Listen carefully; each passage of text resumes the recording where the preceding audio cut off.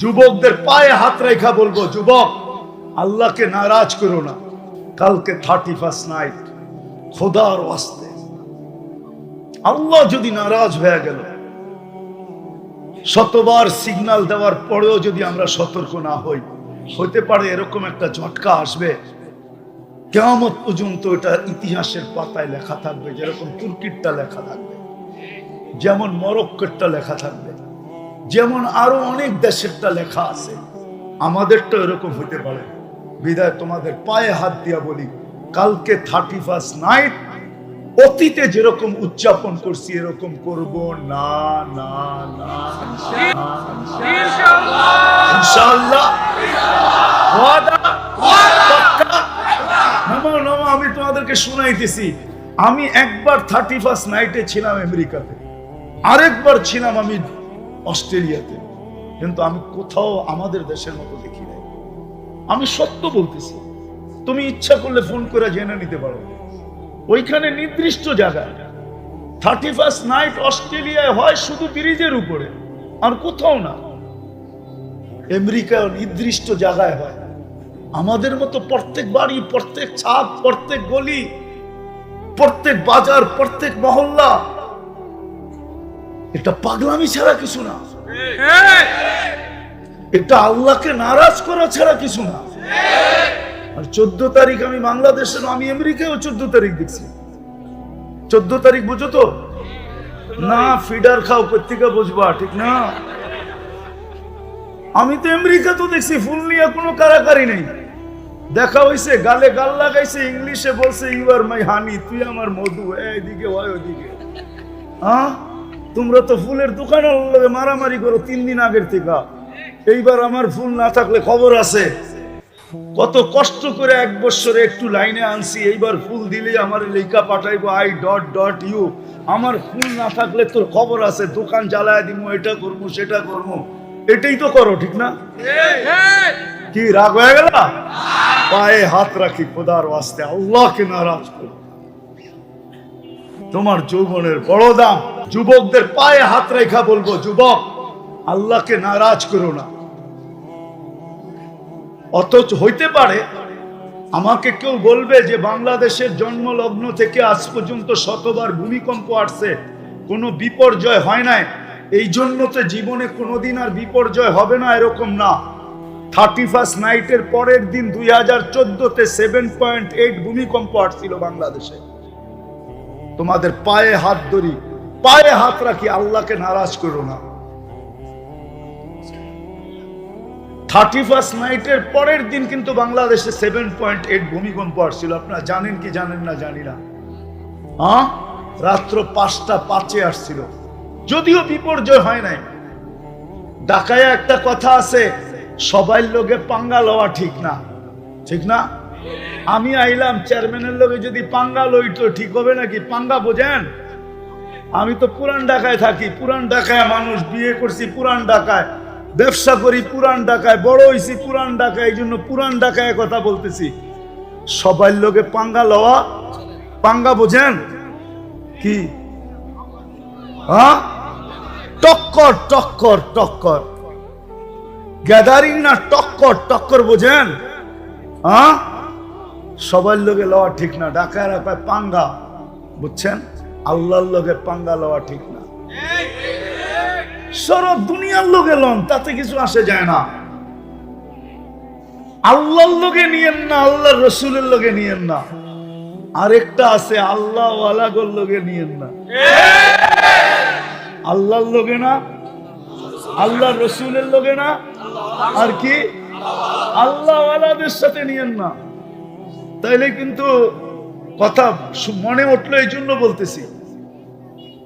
ইমাম গাজালি নিজের চোখের দেখা কাহিনী লেখছেন যে দেখলাম যুবক বৃদ্ধের গালে থাপ্পড় দিল, দিতে দেরি, যুবক পড়তে দেরি হলো না, জমিনে পড়তে দেরি হলো না। তো বৃদ্ধকে জিজ্ঞাসা করছে, তুই করলি কি? কিচ্ছু করি নাই, প্রেমের খেলা হয়ে গেছে। প্রেমের খেলা আবার কি? এখানে প্রেম আসলো কোত্থেকা? ওর প্রেমিকার গায়ে আমার পায়ের কাদা লাগছে, ও সইতে পারে নাই। আমার বৃদ্ধ ভিক্ষুক গালে থাপ্পড় বসায় দিছে, আমাকেও একজন ভালোবাসে। সেও সইতে পারে না, সে প্রতিশোধ সাথে সাথে নিয়ে আনিছে। বিদায় এই দিগো প্রেম মধ্যখানে খেলা।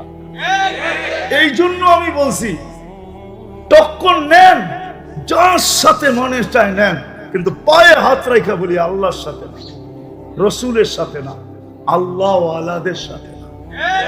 এই জন্য যুবক, তোমাদের পায়ে হাত দিয়া বলবো, কালকে 31 নাইট, খোদার ওয়াস্তে আল্লাহ যদি নারাজ হয়ে গেল, শতবার সিগন্যাল দেওয়ার পরেও যদি আমরা সতর্ক না হই, হতে পারে এরকম একটা ঝটকা আসবে, কিয়ামত পর্যন্ত এটা ইতিহাসের পাতায় লেখা থাকবে, যেরকম তুর্কিরটা লেখা থাকবে, যেমন মরক্কোরটা লেখা থাকবে, যেমন আরো অনেক দেশেরটা লেখা আছে, আমাদেরটা এরকম হইতে পারে। বিদায় তোমাদের পায়ে হাত দিয়া বলি, কালকে 31 নাইট অতীতে যেরকম উদযাপন করছি এরকম করব না, না, না, ইনশাআল্লাহ। আমি তোমাদেরকে শুনাইতেছি, আমি একবার 31 নাইটে ছিলাম আমেরিকাতে, আরেকবার ছিলাম আমি অস্ট্রেলিয়াতে, কিন্তু আমি কোথাও আমাদের দেশের মতো দেখি নাই। আমি সত্য বলতেছি, তুমি ইচ্ছা করলে ফোন করে জেনে নিতে পারো। ওইখানে নির্দিষ্ট জায়গায় 31 নাইট অস্ট্রেলিয়ায় হয় শুধু ব্রিজের উপরে, আর কোথাও না। আমেরিকায় নির্দিষ্ট জায়গায় হয়, আমাদের মতো প্রত্যেক বাড়ি, প্রত্যেক ছাদ, প্রত্যেক গলি, প্রত্যেক বাজার, প্রত্যেক মহল্লা। এটা পাগলামি ছাড়া কিছু না, এটা আল্লাহকে নারাজ করা ছাড়া কিছু না। আর 14 তারিখ আমি বাংলাদেশে, আমি আমেরিকায়ও 14 তারিখ দেখছি। 14 তারিখ বুঝো তো না? ফিডার খাও, পত্রিকা বুঝবা, ঠিক না? আমি তো আমেরিকা তো দেখছি, ফুল নিয়ে কোনো কারাকারি নেই, দেখা হইছে, গালে গাল লাগাইছে, ইংলিশে বলছে ইউ আর মাই হানি, তুই আমার মধু, এইদিকে হয় ওইদিকে। হ্যাঁ, তোমরা তো ফুলের দোকান মারামারি করো 3 দিন আগের থেকে। এইবার আমার ফুল না থাকলে খবর আছে, কত কষ্ট করে 1 বছরে একটু লাইনে আনছি, এইবার ফুল দিলে আমার লেখা পাঠাইবো I.U। আমার ফুল না থাকলে তোর খবর আছে, দোকান জ্বালায় দিব, এটা করবো সেটা করবো। এটাই তো করো, ঠিক না? কি রাগ হয়ে গেল? পায়ে হাত রাখি, খোদার ওয়াস্তে আল্লাহকে নারাজ করো। তোমার যৌবনের বড় দাম। আমি দেখাইতে চাইতেছি শুধু যে এক কাফেরের সাথে যদি আল্লাহর এরকম ভালোবাসা হয়, তাহলে আপনার আমার সাথে ভালোবাসা কতটুকু, কতটুকু ভালোবাসা, কতটুকু ভালোবাসা।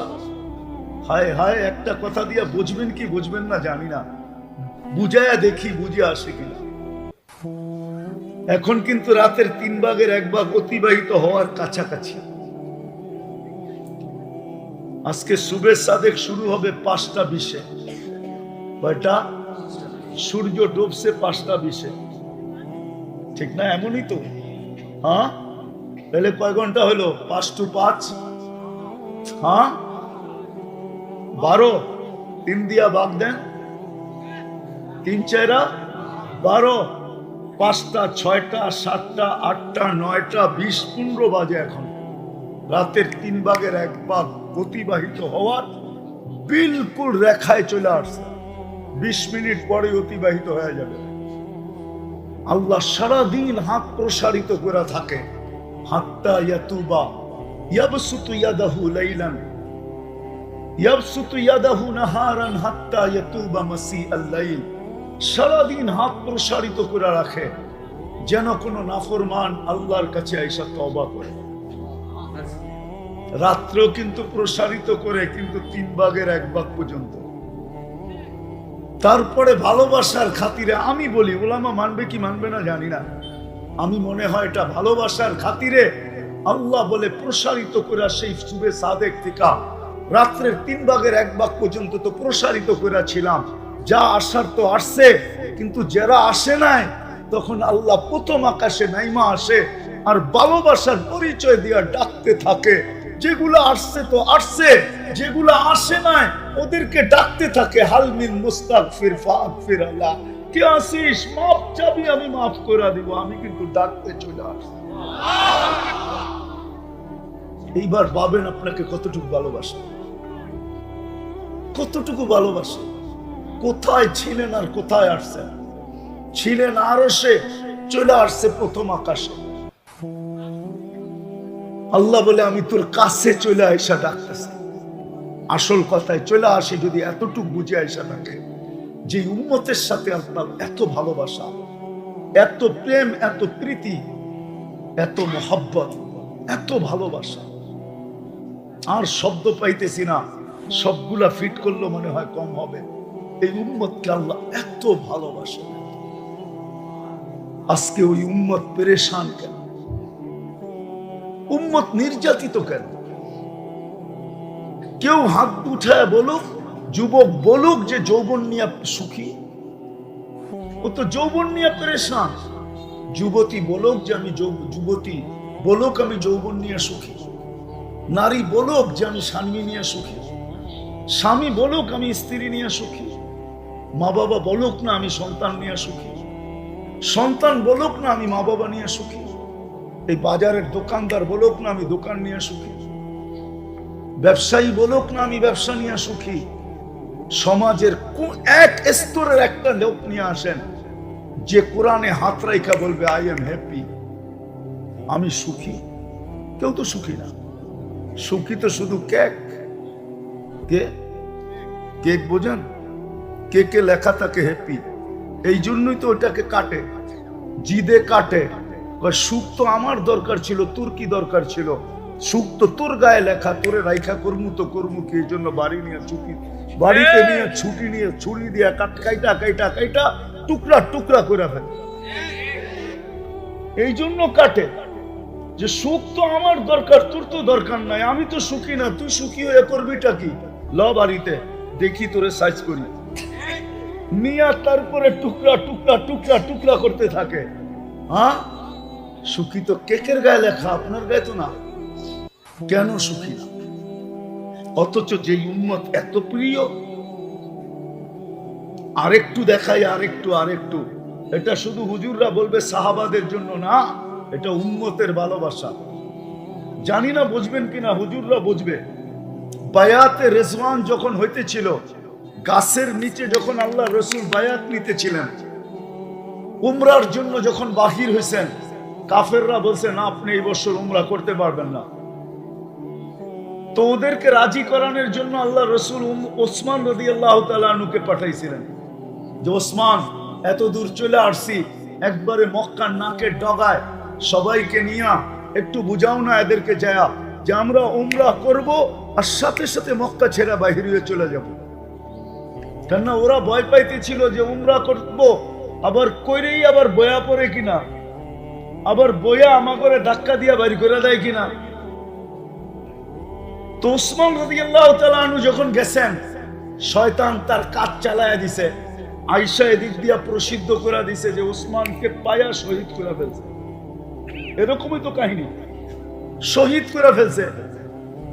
এখন সাহাবাদের পায়ের রক্ত মাথায়, উমরাও করতে পারলাম না, উসমান শহীদ, খালি হাতে ফিরা যাব কখনো সম্ভব না। কি করবে? উসমানের রক্তের বদলা নিয়ে যাব। হয়তো বদলা নিব, না হয় জান দিব। আল্লাহ রসুল বলছে জোশে বললে হবে না, হুশে বলো, বায়াত করো আমার হাতে। তখন সবাই মৌতের উপরে বায়াত করতেছে, অথচ আল্লাহ চুপ, জিবরিল পাশে। জিবরিল আলাইহিস সালাম তো আল্লাহ রসুল থেকে দূরে থাকতেন না, আর থাকার প্রশ্নও ছিল না। যেদিন আল্লাহ রসুল জন্ম নেয়, ওই দিন মিকাইল আলাইহিস সালামকে আল্লাহ পাহারাদার হিসাবে নিযুক্ত করেন। যেদিন আল্লাহ রসুলের প্রাপ্ত বয়স্ক হন, ওদিন জিবরিল আলাইহিস সালামকে আল্লাহ অ্যাড করেন। এই দুইজন ছিলেন আল্লাহ রসুলের বডিগার্ড। এই জন্যই তো আল্লাহ জোর দিয়া বলতেছেন, যখন মদিনা চলে গেছেন হিজরত করা, তো মুহাজির আনসার সিদ্ধান্ত নিছে, ইহুদিরা বড় নাকের ডগায়, ওরা আজ থেকে না, ওরা আদি যুগ থেকেই 2 নম্বর, 1 নম্বর কখনো ছিল না। ওরা 2 নম্বর আদি যুগ থেকেই। কি 2 নম্বর বুঝেন? হ্যাঁ, আরবিতে একটা প্রবাদ বাক্য আছে, আশারুল উকুল উকুল আল ইহুদি। সবচেয়ে বড় শর, যত খারাপ বুদ্ধি আছে দুনিয়ার ভিতরে, ওটা ওইখান থেকে বাহির হয়ে আইছে। ওটার মেইন চশমা হলো, ঝর্ণা হলো ইহুদিদের মাথার থেকে। ইহুদিদের মাথার থেকে। তো ইহুদিরা বিলকুল কাছে ছিল, বনু নজির আর কুরাইদা দুটেই দল ছিল। তো মুহাজির আনসার মিলা পরামর্শ করছে যে একদিন আমরা পাহারা দিব, একদিন তোমরা দিবে। হ্যাঁ, দিছিলেনও 2-3 দিন পাহারা, কিন্তু তারপরে আল্লাহ আয়াত নামায়া দিছেন, আয়াত নাজেল করছেন। আল্লাহ, বন্ধু ভালোবাসা কতটুকু আপনার সাথে, মনে হয় বুঝাইতে পারি না কতটুকু ভালোবাসা। কিন্তু আজকে আমরা পেরেশান কেন? আজকে আমরা নির্যাতিত কেন? আরেকটা দেখাই যদি বুঝে আসে। নারী হই আর পুরুষ হই, যারাই আমরা নামাজ পড়ি, 2 বেলা পড়ি আর 1 বেলা পড়ি, 3 বেলা পড়ি আর 4 বেলা পড়ি, 5 বেলা পড়ি আর শুধু জুমা পড়ি, আর না হইলে শুধু ঈদের নামাজই পড়ি, তখনও ইমাম কিন্তু আল্লাহর কাছে একটা আবেদন করে, গায়রিল মাগদুবি আলাইহিম ওয়ালাদ-দাল্লিন, আল্লাহ ইহুদি নাসারার হাতে থেকে আমাদেরকে বাঁচান। হয়তো কোনো হুজুরে আমার তরজমার সাথে একমত পোষণ নাও করতে পারে যে তরজমা তো এটা না, কিন্তু আসলে কথা এটাই। ইহুদি নাসারার তরিকার থেকে বাঁচান মানে কি? ওর হাত থেকেও বাঁচান, ঠিক না? আদর্শ থেকে আমাদেরকে বাঁচান, তো ওর হাত থেকে আমাদেরকে বাঁচান। কিন্তু ডেলি 32 বার যারা 5 ওয়াক্ত পড়ে, ওরা 32 বার বলে। কত? কেননা 5 ওয়াক্ত নামাজ যারা পড়ে তারা ডেলি কমসে কম 32 রাকাত পড়ে। 12 রাকাত সুন্নতে মুআক্কাদা, 3 রাকাত বেতের, কত হলো? 15। 17 রাকাত ফরজ, কত হলো? 32 রাকাত। আপনি তো ডেলি আবেদন করেন ইমামের মাধ্যমে। আপনারা পড়েন আর না পড়েন, বাংলাদেশের 3 লক্ষ মসজিদের ইমামরা তো পড়ে না? এরাও খেতার ভিতরে থেকে ফজরের নামাজ পড়ায়। হ্যাঁ, এরা তো পড়ে, ঠিক না? না পড়ে না? কিন্তু আজকে আমরা নির্যাতিত কার হাতে? ইহুদিদের হাতে। এত ভালোবাসার পাত্র, এত ঘৃণার পাত্র হইলো তো হইলো কেন? আমি তো ভালোবাসার সাইড দেখাইলাম, এখন তো ঘৃণার সাইডটাও দেখাইতেছি। যে এত ভালোবাসার পাত্র, সে আবার ঘৃণা, এরকম ঘৃণার পাত্র হইলো তো হইলো কি কইরা? যাকে আল্লাহ বলে দুশ্মন। গায়রিল মাগদুব দাল্লিন, মাগদুবি দাল্লিন, এটা তো আল্লাহই শিখাইছে আমাদেরকে, না আমরা শিখছি? হ্যাঁ, তাহলে বুঝা গেল আর আল্লাহরও দুশ্মন, ঠিক না? আমরা ভালোবাসার পাত্র, আমাদেরকে ওদের হাতে নির্যাতিত করে তো করে কেন? মনে হয় বুঝাইতে পারি না। ওদের হাতে আমাদেরকে মার খাওয়ায় তো খাওয়ায় কেন? এত রাগ কেন হইলেন? এটাই আমি বুঝাইতে চাইতেছি, কেন হইলেন এত রাগ, এত ভালোবাসা দেখায়া? হ্যাঁ, বাংলার প্রবাদ বাক্যগুলা ভুলে গেছি। যদি মনে থাকতো তাইলে হয়তো আপনাদের বুঝতে আরো সহজ হতো। এত ভালোবাসা দেখানোর পরে আবার এরকম নারাজ হইলেন তো হইলেন কিভাবে? কেন হইলেন? যে আজকে দুশ্মনের হাতে আমাদেরকে মার খাওয়ায়, যারা শুধু আমাদের দুশ্মন না, আল্লাহরও দুশ্মন। আল্লাহরও দুশ্মন, ওদের হাতে আমাদেরকে মার খাওয়াইতেছে। ফিলিস্তিনে কার হাতে মার খাইতেছে? হ্যাঁ, ফিলিস্তিন মার খায়, আমরা তো খাই না, ঠিক না? হ্যাঁ হ্যাঁ, না আমরাও খাইতেছি। শুধু ফিলিস্তিন না, সারা দুনিয়ার মুসলমান মার খাইতেছে। সারা দুনিয়ার মুসলমান একটা শরীরের মতো। আপনাকে একটা জিনিস বুঝাইতে চাই। ছোটবেলায় একটা ছন্দ শিখছিলাম, ছন্দ। আবার অন্যভাবে নিয়েন না, ঠিক না? বুঝানোর জন্য বলতেছি। ছোটবেলা ছন্দ থাকে না, ছন্দ না, এটাকে কি বলে? বাংলায় দিতে হয় পরে আর কি। কি? দাদা, দাদা, দাদা। তো ছোটবেলা দাদা শিখছিলাম। বাগানে একটা শব্দ হলো, শুনলো দুইজনে। ওই দুইজনে গেল না, গেল অন্য দুইজনে। ওই দুইজনে দেখলো না, দেখলো অন্য দুইজনে। ওই দুইজনে নিল না, নিল অন্য দুইজনে। ওই দুইজনে খাইলো না, খাইলো অন্য একজনে। এটা হলো দাদা। কেননা শব্দ হয়েছে, দুই কানে শুনছে, সে তো আর যায় নাই, গেছে না দুই পায়ে, ঠিক না? দুই পায়ে কি দেখছে নাকি? দেখছে দুই চোখে, ঠিক না? দুই চোখে কি নিছে নাকি? নিছে দুই হাতে, ঠিক না? দুই হাতে কি খাইছে নাকি? খাইছে তো এক মুখে, ঠিক না? তো যদি আসলে আগেরটা মনে থাকতো তাহলে আপনাদেরকে বুঝানো সহজ হতো। আমি তো বুঝাইতে চাইতেছি ব্যথা, ভিতরের ব্যথা। যে উম্মত আল্লাহর কাছে এত প্রিয়, সে আজকে এত ঘৃণার পাত্র হইল তো হইল কেন? দুশ্মনকে দিয়ে আমাদেরকে মার খাওয়ায় তো খাওয়ায় কেন? কেন খাওয়ায়? যাকে আল্লাহ বলে দুশ্মন, আমাদেরকে শিখাইতেছে দুশ্মন। হ্যাঁ, লা তাত্তাখিযুল ইহুদা ওয়ান নাসারা আউলিয়া মিন দুনিল মুমিনিন। বারবার যাদের কথা শিখাইতেছেন, আশাদ্দুন নাসি আদাওয়াতান লিল্লাযিনা আমানু আল ইহুদ ওয়াল্লাযিনা আশরাকু। শিখাইতেছেন আমাদেরকে এদের হাতে মারি খাওয়াইতেছেন। কারণটা কি মেরে দোস্ত? কারণ একটা, আর কিচ্ছু না। আমি শেষ জায়গায় চলে আসছি। যদি বুঝে আসে তাহলে অল্প কথা যথেষ্ট, আর যদি বুঝে না আসে সারা রাত কথা বলে কোনো লাভ নাই। যদি বুঝে আসে তাহলে অল্প কথায় জীবন চেঞ্জ হয়। আমি প্রমাণ দিতেছি প্রথম হাদিস দিয়া। কিতাবে আছে, হাদিসের কিতাবে, বনি ইসরাইলে এক বদমাস ছিল। বদমাস নাম ছিল কিফিল। সে নিজেকেও নিজে মানুষ বলতো না, আর সমাজের লোক তো বলতো নাই। কেননা তার অভ্যাস এরকম ছিল যে প্রতি রাত্রে সে জিনার পিছনে 50 থেকে 60 লক্ষ টাকা বর্তমান টাকায় খরচ করত। আল্লাহ তাকে টাকার পাহাড় দিয়েছিলেন। আর এত টাকা খরচ হইতো, বিলকুল প্রতিদিন তাকে নতুন নতুন চাই। একদিন এক মেয়েকে ধরে নিয়ে আসছে, কামরায় ঢুকায় বলতেছে আমি প্রস্তুতি নিয়ে আসতেছি। আয়সা দেখতেছে মেয়ে মাটিতে লুটায় পড়া কাঁদতেছে। তো বলছে তুই কাঁদিস কেন? জোর করে তো আনি না, টাকার বিনিময়ে আনছি। তো বলছে শোন কিফিল, আমি বাজারি মেয়ে না, আর এটা আমার পেশা না। আমি বিপদের কারণে তোর হাতে ধরা দিতে বাধ্য হচ্ছি। বলছে তাইলে কাঁদিস কেন? বলে ওইটাই তোকে শোনাইতেছি। কাঁদতেছি এই জন্য যে কালকে এই চেহারাটা আল্লাহকে কি করে দেখাবো। তো কিফিল বলতেছে বোন, তোর একদিনে এই অবস্থা, আর আমার তো এটা জীবনের স্বভাব হয়ে গেছে। ওর এই কথাটা ওর দিলে এমন লাগছে, ও বলছে একদিনে তোর এই অবস্থা? আমার তো এটা স্বভাব হয়ে গেছে, আমার কি অবস্থা হবে?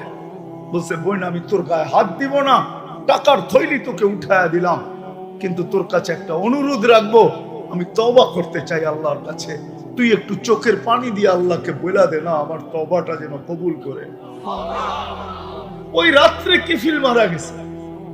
সকালে দরজায় সোনালী অক্ষরে লেখা উঠছে কদ গফার আল্লাহু লিকিফলিন, আল্লাহ কিফিলকে মাফ করে দিয়েছে।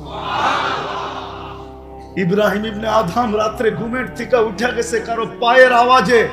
তাও ছাদের উপরে আওয়াজ চলতেছিল পায়ের, কে জানি থপ থপ থপ থপ শব্দ করা রাজপ্রাসাদের ছাদের উপরে হাঁটতেছে। ডাইকা জিজ্ঞাসা করছে এত রাত্রে ছাদে কি করিস? তোর পায়ের আওয়াজে আমার ঘুম ভেঙে গেল। তো বলতেছে জাহাপনা, উট হারায় গেছে, খুঁজতে খুঁজতে ছাদে চলে আসছি। বলছে পাগল নাকি, উট ছাদে পাওয়া যায়? উট তো জঙ্গলে তালাশ করবি, নাইলে মরুভূমিতে। তো বলছে জাহাপনা, গোস্তাখি মাফ, আমি যদি পাগল হই তো আপনিও পাগল। বলছে আমি কি করা? বলছে যদি ছাদে উট না পাওয়া যায়, রাজপ্রাসাদে বসে আল্লাহ পাবেন কি করা?